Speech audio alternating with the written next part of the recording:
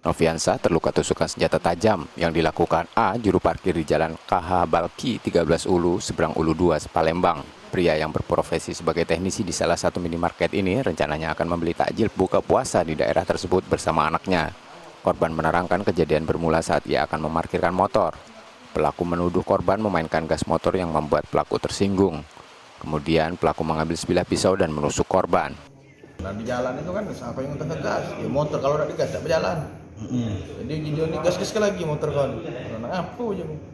Nak apa kau je? Langsung aku sama adanya, kau tunggulah sini. Posisi aku ngajak anak yang kecil itu kan. Nak apa kau nak tunggu? Itu ke sini aku nak naruh anak aku dulu je. Langsung ngambil lagi nujar dia. Nujar tu, aku kejar dia tu. Panggil rombongan itu pas ujung-ujung, rame rombongan dia kan, buka masker aku. Kak PRO kak, langsung lah aku ngomong mencarut lah kan. Utak kalau je, aku nunggu sini je aku nak. Kamu tujan aku nih boleh anak buah kamu. Langsung peluknya kan, sudah, bentarlah kau ngomong ke yang nuja aku tu. Nah, sudah kau tuja juga Doni. Ya aku cak mana aku nih je aku. Sudah kaget kau ke rumahku banyak kita urusan. Dianggapnya sepele itu masalah.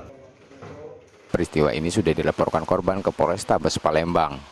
Yudi Kiswanto, Kompas TV Palembang, Sumatera Selatan.